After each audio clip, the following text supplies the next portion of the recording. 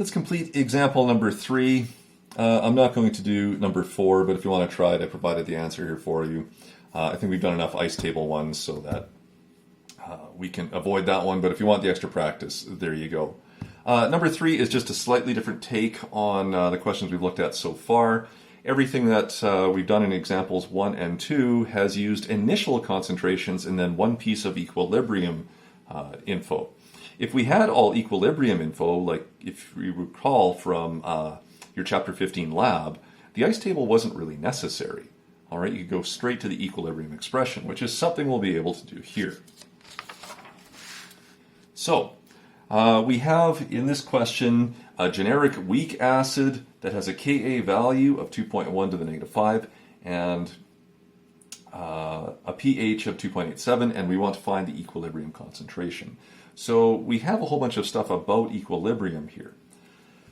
We should take a look at the equation, just because it's been a while since we've looked at generic problems, but if I have a weak acid, all right, A for the acid, H for the proton that it would carry, and it reacts with water to make a solution of this weak acid, then it should exist in equilibrium, and as that proton transfers, we are left with the remaining anion in solution, and we have our hydronium. Okay, so if we were to write our Ka value, or equation here, the equilibrium law, you would see it'd be the concentration of the anion and the hydronium all over the concentration at equilibrium of our weak acid. Okay, well, if we're looking for the weak acid, then we would just rearrange this equation. The concentration of my weak acid at equilibrium is just the anion, the hydronium, and the Ka value.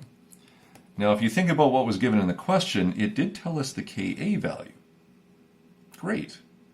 And it did tell us the pH, which essentially tells us the hydronium. So we're getting this from pH, and this one was given. So what about A minus? Well, if you remember from the other examples that we did, because these Bronsted-Lowry proton transfers give us 1-to-1 to 1-to-1 ratios, any information we get about the concentration of hydronium should be the same as the concentration of the anion. It's been the same in the first 2 examples. And then so we get this from our hydronium ion concentration. So ultimately we have all of this information. We just need to go get that hydronium ion concentration. So the hydronium ion concentration is just equal to 10 raised to the power of the negative pH. In this case it was 10 to the negative 2.87, and so that gives us a value of 0.001349 moles per liter. Okay, so that goes into our equation, and the Ka was also given to us. So we can finish calculating that. 0.001349 is the concentration of the anion and the hydronium. So I'll just square that for simplicity's sake. The Ka value was 2.1 times 10 to the negative 5, and so we just have to finish solving this one by running it through our calculator one more time, and it is 0.08665 and a few other digits. So again, we have a 2-digit limit here because of the 2 digits in the Ka and the 2 digits in the pH that were given, and so my final answer is 8.7 times 10 to the negative 2 as the concentration of the weak acid. Okay, so again, pay attention to the question, how it's being worded, and what you're reading out of these to try and determine if you actually need the ice table or not. There's nothing wrong with plotting the ice table for all of them, but it's just, again, time that you can save when doing these questions if you're a little bit more aware of it from the pre-reading.